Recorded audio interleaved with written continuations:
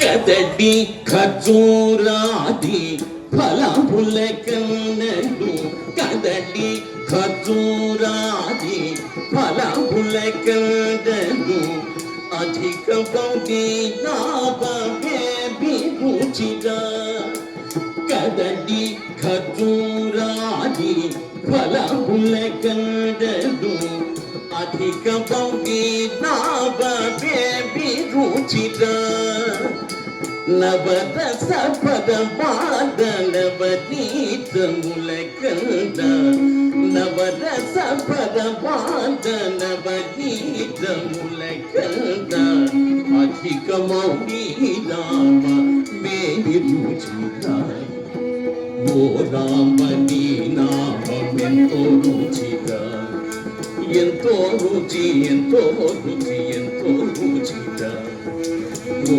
రామ నీ నామెంతో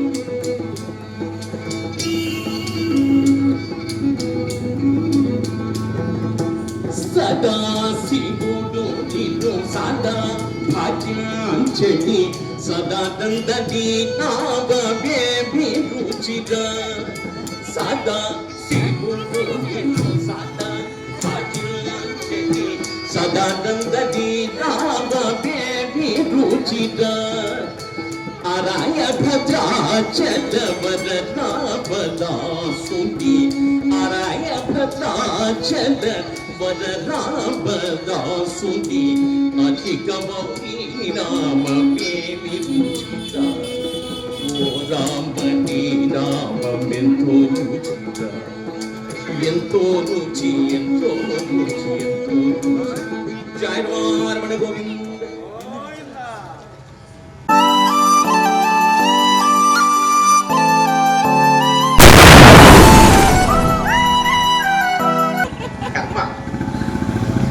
రోజు నుంచి ఇంటికి వెళ్తాం మానేశాడు. ఇంటికి వెళ్తాడు, అటువంటి మర్యాదలు చేయకూడదు. ఉంటే ఇవ్వాలి, లేకపోతే లేదు.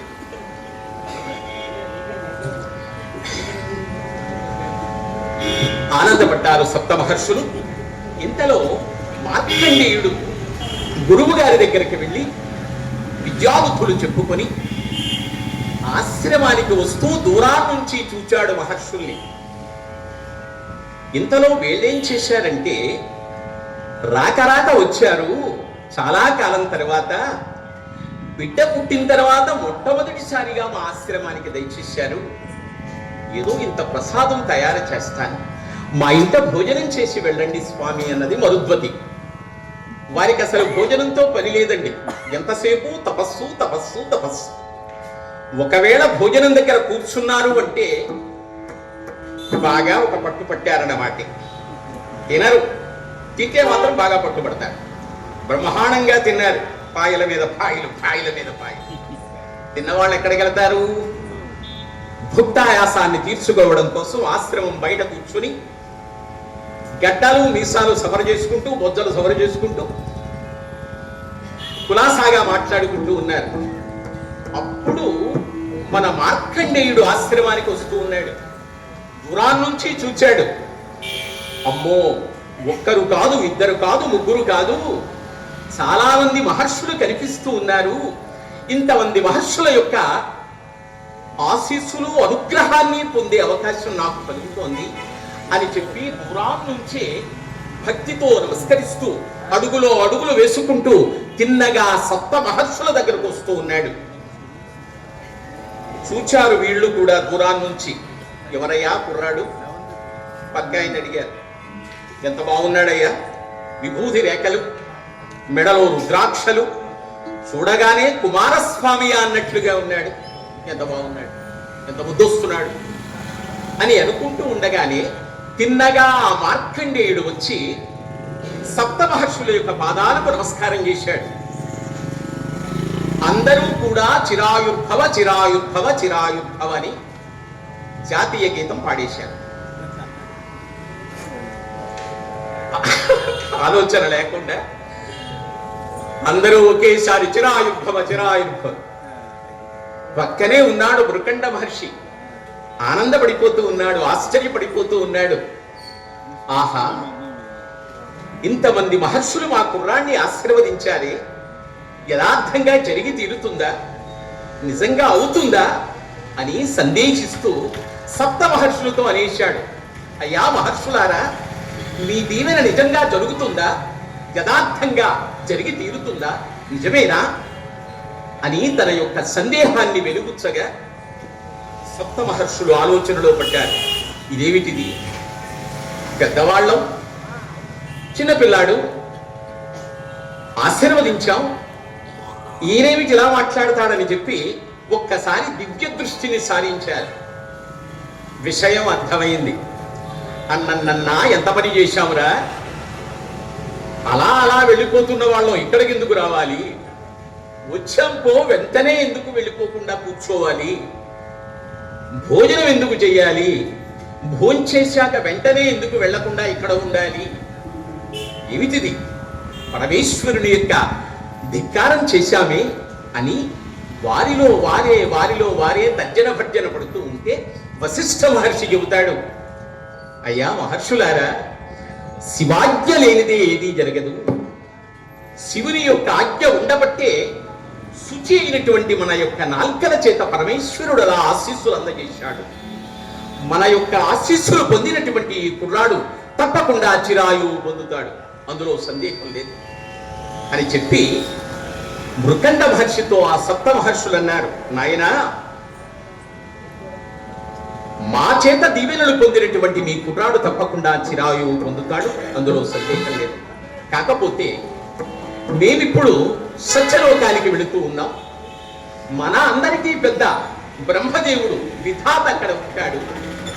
మీకు గనక అభ్యంతరం లేకపోతే మీ అబ్బాయిని మాతో పంపించినట్లయితే ఆ కుర్రాన్ని తీసుకుని విధాత దగ్గరికి వెళతాం, ఆయన చేత కూడా దీవెనలు పొందేటట్టుగా చేస్తాం. ఆ తర్వాత పరమేశ్వరుడు చూసుకుంటాడు. నీకు పంపించాలనుకుంటే పంపించు స్వామి, అంతకంటే కావలసింది ఉంది, మా కుర్రాడికి చిరాయువు కలుగుతుంది అంటే ఎక్కడికైనా పంపిస్తాను, తీసుకువెళ్ళండి అని అప్పగించాడు. సప్త మహర్షులు ఏదో పరాపుగా ఆశీస్సులు అందజేశారు. అక్కడతో వాళ్ళు ఊరుకోవటం, బ్రహ్మకి లిక్కు పెడుతున్నారు.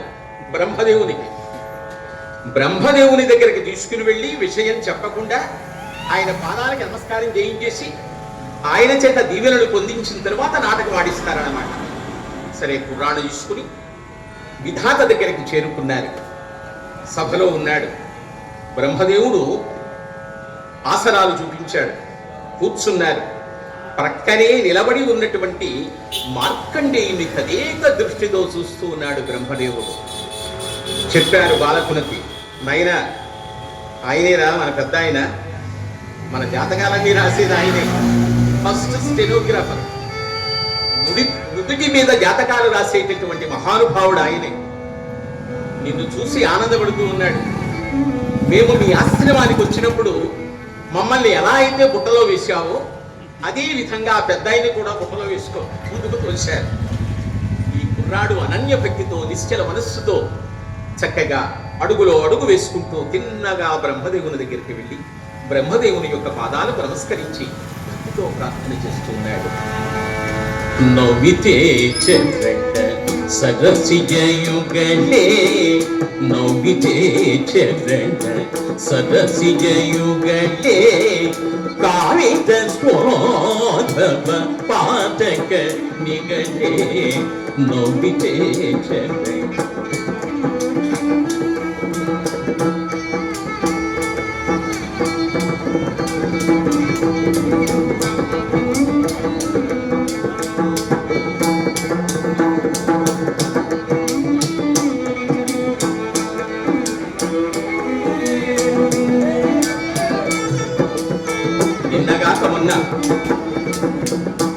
ఏలూరులో కథండి, బ్రహ్మోత్సవాలలో చేసిన తప్పేమిటంటే, కథ అయిన తర్వాత ఏలూరు నుంచి భీమవరం వరకు బైక్ మీద వెళ్ళిపోయాను.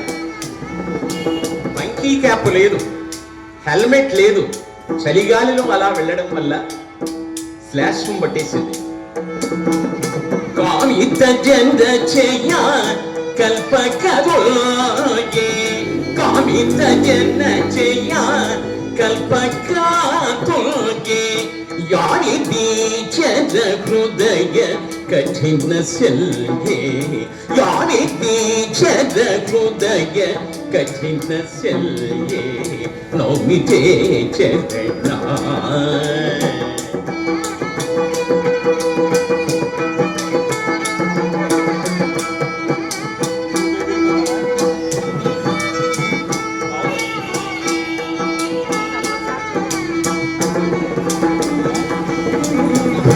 సురపాల వేదలోల సుగుణజాల నిరతవాణి మనోరుకూల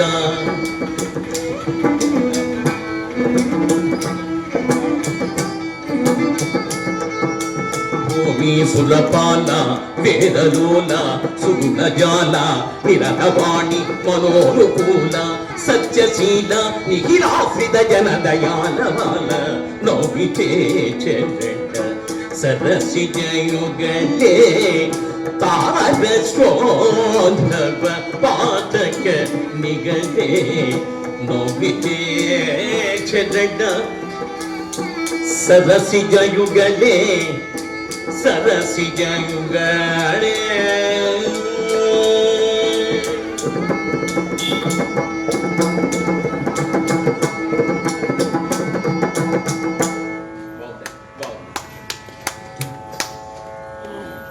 చక్కగా ఆ విధాతని పరిపరి విధాలుగా మార్కండేయుడు ప్రార్థన చేశాడు.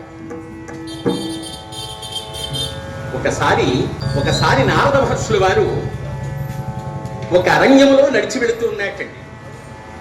ఒకసారి నారద మహర్షుల వారు అరణ్యంలో వెళుతున్నట్టండి. ఒక పుర్రె కనిపించిందండి. పుర్రె కాలికి తగిలింది. వెళ్ళిపోవచ్చు కదా, తీశాడు, చేత్తో పట్టుకున్నాడు. ఈయనకి స్టెనోగ్రఫీ తెలుసు. దాని మీద ఉన్నటువంటి స్టెనోగ్రఫీ చూశాడు. అరణ్యమధ్యే మరణం భార్యాపుత్ర విహీనశ్చ అరణ్యమధ్యే మరణం కించిత్ భోగం భవిష్యతి అని ఉంది అనుకున్నాడు. అరణ్యమధ్యే మరణం, అవునులే అరణ్యంలో చనిపోయాడు. సరే, భార్యాపుత్ర విహీనశ్చ భార్యాపుత్రులు దూరమయ్యారు. కించిత్ భోగం భవిష్యతి, ఇంకా భోగము భవిష్యత్తులో ఉందంటాడేమిటి? మా తాత ఇచ్చాడైపోయాడు అని చెప్పి నారద మహర్షుల వారు తండ్రి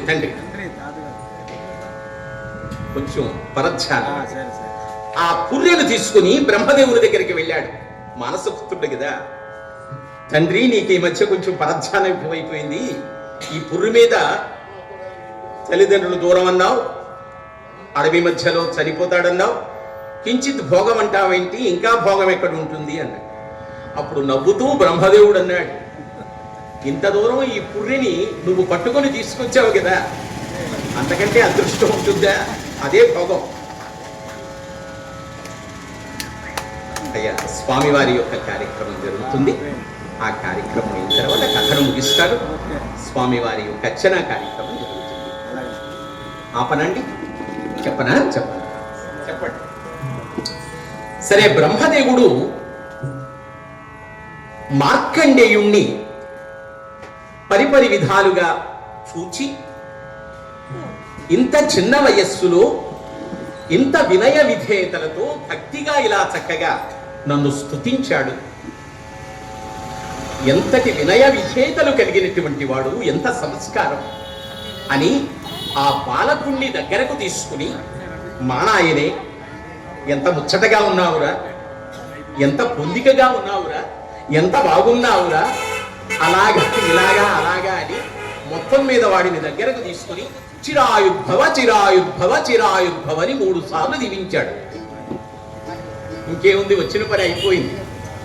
ప్రక్కనే ఉన్నటువంటి సప్త మహర్షులు నవ్వును ఆపుకోలేక, ఆనందాన్ని ఆపుకోలేక పకపక నవ్వేశారండి. బ్రహ్మదేవుని యొక్క కళ్ళు ఎర్రబడ్డాయి. ఏవర్రా నవ్వుతున్నారు?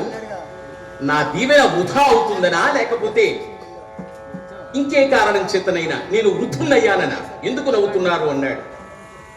అయ్యా మీరే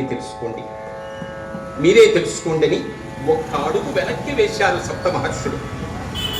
వెంటనే దివ్య దృష్టిని సారించినటువంటి ఆ విధాతకు విషయం అర్థమైంది.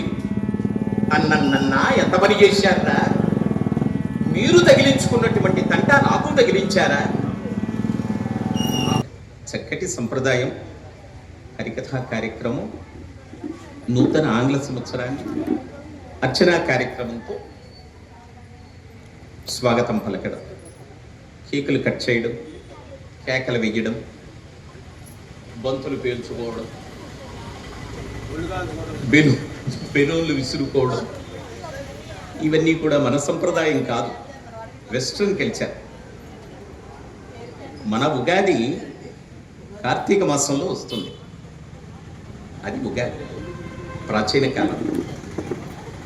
కృత్తికా నక్షత్రానికి అధినేత, కార్తీక మాసానికి అధినేత కృత్తికా నక్షత్రం. ప్రారంభమైనటువంటి కృత్తికా నక్షత్రాన్ని ఉగాదిగా మన పెద్దలు చేసుకునేవారు ప్రాచీన కాలంలో. తరువాత మనకి ఆదర్శవంతమైనటువంటి అవతారాలలో రామావతారం ప్రముఖమైంది కాబట్టి రామచంద్రుడు పుట్టినటువంటి మాసాన్ని ఉగాదిగా మనం చేసుకోవడం మొదలుపెట్టాం. అందుచేత మనకి ఉగాది అది, నూతన ఆంగ్ల సంవత్సరం మాత్రమే ఇది. చక్కగా ఈ నూతన సంవత్సరం మీ అందరికీ శుభాలు అందించాలని కోరుకుంటూ ఒక 10 నిమిషాలు కథ వినిపిస్తాను. ఒకసారి గోవింద అనండి. నేను ఊరికే గోవిందనామాలు కొద్దిసేపు అంటాను, గోవింద అనండి. శ్రీనివాస గోవింద, శ్రీనివాస గోవింద, వెంకటరమణ గోవింద, శ్రీనివాస గోవింద. గోవింద అనండి. శ్రీనివాస గోవింద, వెంకటరమణ గోవింద, భక్తవత్సల గోవింద, భాగవత ప్రియ గోవింద, నిత్య నిర్మల గోవింద, నీలమేఘ శ్యామ గోవింద, పురాణ పురుష గోవింద, పుండరీకాక్ష గోవింద, నందనందన గోవింద, గోవింద హరి గోవింద, గోకుల నందన గోవింద, నవనీత చోర గోవింద, పశుకన పాలక గోవింద, పాప విమోచన గోవింద, దుష్ట సంహార గోవింద, దురిత నివారణ గోవింద, శిష్ట పరిపాలక గోవింద, గోవింద హరి గోవింద, గోకుల నందన గోవింద.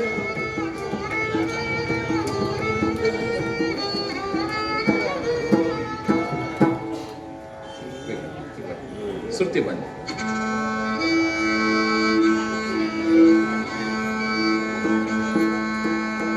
పొడగంటి మయ్యా బిందు పురుషోత్తమా, పొడగంటి మయ్యా బిందు పురుషోత్తమా, పంపు ఎడయక వయ్యా కోనేటి రాయణ, పొడగంటి మయ్యా బిందు పురుషోత్తమా, పంపు ఎడయక వయ్యా కోనేటి రాయణ, పొడగంటి మయ్యా పురుషోత్తమా.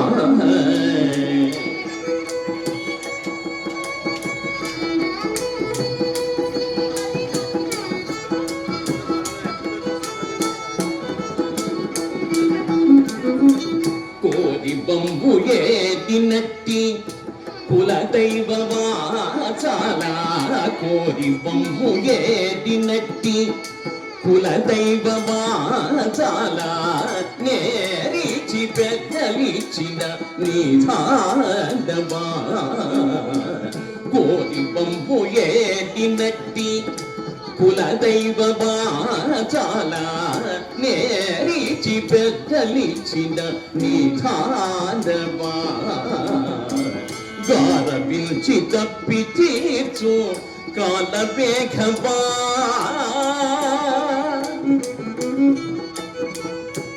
గారవించి తప్పి తీర్చు కాలబేఘ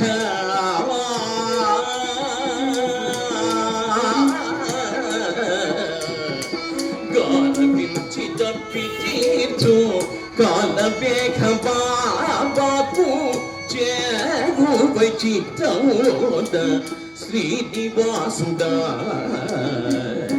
పొడగంటి వయ్యామిందు పురుషోత్తమా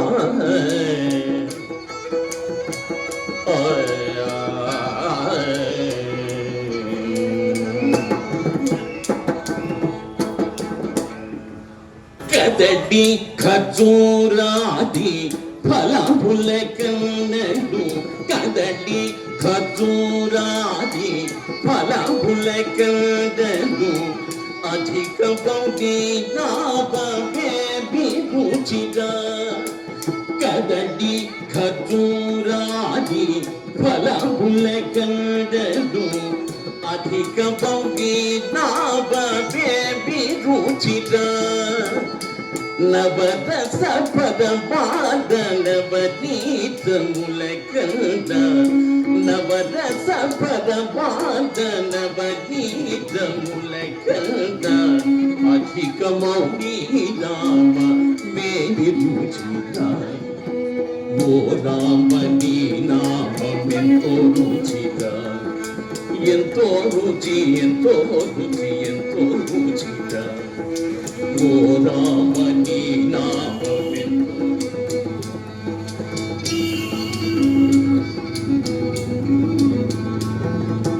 సదా శివుడు నిన్ను సదా భజించని సదానందని నామభిరుచిగా సదా శివుడు నిన్ను సదా భజించని సదానందని నామభిరుచిగా అరాయ భద్రాచల వరరామదాసుని అరాయ భద్రాచల వరరామదాసుని అధిక మౌని రామ మేమి రుచిగా ఓ రామ నీ నామెంతో రుచిగా ఎంతో రుచి ఎంతో రుచి ఎంతో రుచి జయ రమణ గోవింద. మార్కండేయుడు బ్రహ్మచేత ఆశీస్సులు పొంది బ్రహ్మ ఆజ్ఞానుసారం గోదావరి తీరములో ఇసుకతో శివలింగాన్ని ఏర్పాటు చేసి నమక చమక పారాయణతో శివారాధన చేయమని చెప్పారు. ఆ ఆనతి ప్రకారంగా తల్లిదండ్రుల వద్ద సెలవు తీసుకొని శివారాధనకి వెళతాడు. నారద మహర్షుల వారు యమధర్మరాజును బాగా రెచ్చగొడతాడు. భూమి నుంచి చంద్రునికి దూరం 2,50,000 మైళ్ళు, భూమి నుంచి సూర్యునికి దూరం 9,35,00,000 మైళ్ళు, భూమి నుంచి శనికి దూరం 104,75,00,000 మైళ్ళు, భూమి నుంచి యమలోకానికి దూరం 107,13,60,000 మైళ్ళు, 107,13,60,000 మైళ్ళ దూరం నారద మహర్షుల వారు వెళ్ళి యమధర్మరాజును బాగా ఉసిగొల్పుతాడు మార్కండేయుని మీదకు. గర్వాంతుడైనటువంటి ఆ యమధర్మరాజు ఇసుకతో శివలింగాన్ని ఏర్పాటు చేసి నమక చమక పారాయణతో శివారాధన చేస్తున్నటువంటి ఆ మార్కండేయుణ్ణి ఆయుష్ తీరగానే బంధించి తీసుకురావడానికి తన యొక్క పాశాన్ని ఎలా వేస్తాడు. అదృశ్య రూపంలో ఉన్నటువంటి శక్తి వెనక్కి ఆశ్చర్యపోయిన ఆ యమధర్మరాజు రెండవసారి అలా పాశాన్ని వేస్తాడు. అది కూడా వెనక్కి నెట్టివేయబడుతుంది. మూడవసారి తన శక్తినంతటినీ కూడా పాలించి ఆ పాశాన్ని అలా వేసేటప్పటికీ అది మార్కండేయుడు ఆలింగనం చేసుకున్నటువంటి ఆ శివలింగానికి ఒకేసారి పడుతుంది. పట్టు చిక్కిందని చెప్పి ఆ యమధర్మరాజు పాశాన్ని రాముతూ ఉండగా లోకాలన్నీ కూడా ఊగిపోతూ ఉంటాయి. గర్వాంతుడైనటువంటి ఆ యమధర్మరాజు మార్కండేయుని పాశంలో లాగుతూ ఉంటాడు. జటాకటాహ సంభ్రమ భ్రమన్నిలింప నిర్జరీ విలోల వీజి వల్లది విరాజమానమూర్ధని జటాకటాహ సంభ్రమ భ్రమన్నిల్పనిచ్చది విలోల వీచి వల్లది విరాజమానమూర్ధని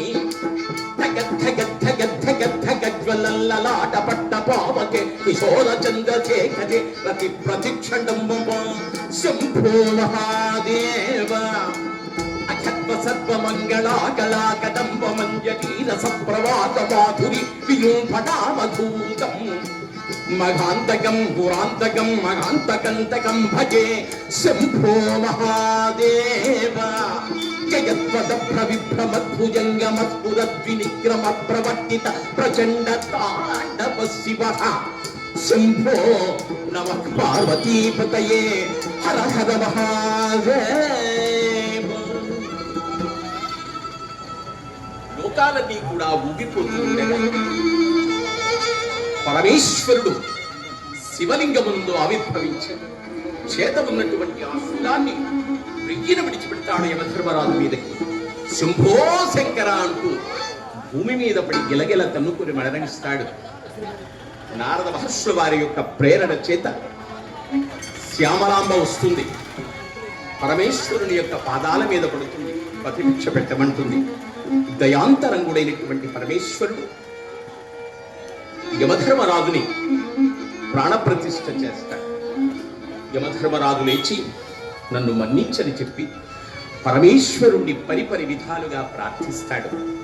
అప్పుడు పరమేశ్వరుడు ఆజ్ఞాపిస్తాడు, ఈ రోజు నుంచి నా భక్తుల జోలికి గనక వస్తే ఇటువంటి శాస్త్రే కలుగుతుందని చెప్పి మార్కండేయుని దగ్గరకు తీసుకుని చిరంజీవ చిరంజీవ చిరంజీవ అని ఆశీర్వదించి, నీ కథను విన్నటువంటి వారికి, కథలు చెప్పించినటువంటి వారికి, గానం చేసినటువంటి వారికి సర్వ శుభాలు అనుగ్రహిస్తాను. చిరంజీవులలో నీవు ఒకడిగా ప్రసిద్ధి పొంది రాబోయేటటువంటి కాలంలో విపత్కర పరిస్థితులను వివరించి చిరంజీవిగా నీవు వర్ధిల్లుతావు అని చెప్పి ఆశీర్వదిస్తాడు.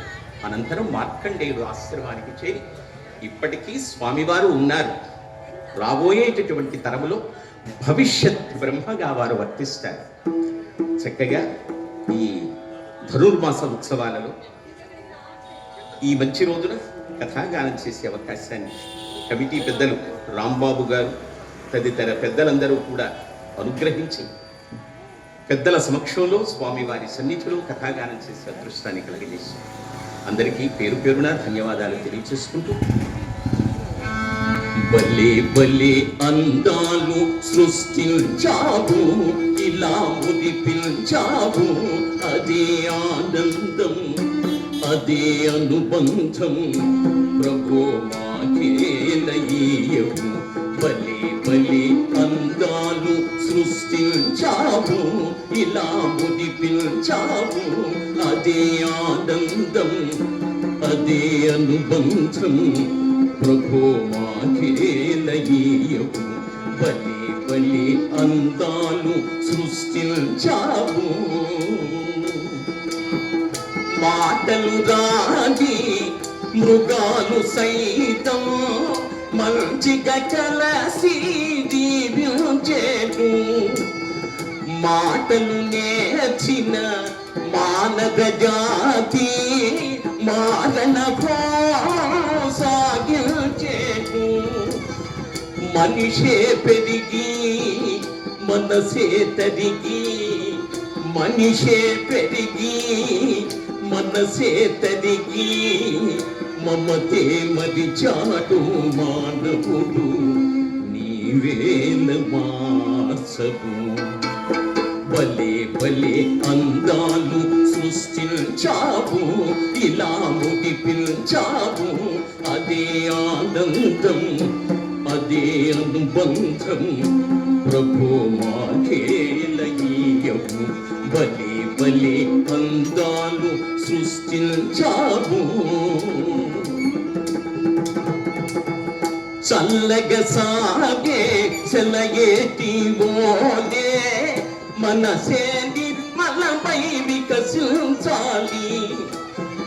చల్లగా సాగే సెలయేటి ఓలే మనసే నిర్మలమై వికసించాలి. బొంపుగా ఎగిరే గోవల ఓలే అందరూ ఒక్కటై జీవించాలి. స్వార్థం మానుకొని సమతే పెంచుకొని, స్వార్థం మానుకొని సమతే పెంచుకొని, మంచిగా మానవుడే మాధవుడై మహిళోదనిలవా. బలి అందాలు సృష్టించావు, ఇలా ముడిపించావు, అదే ఆనందం, అదే అనుబంధం. ప్రభు మాకే నగీయవు.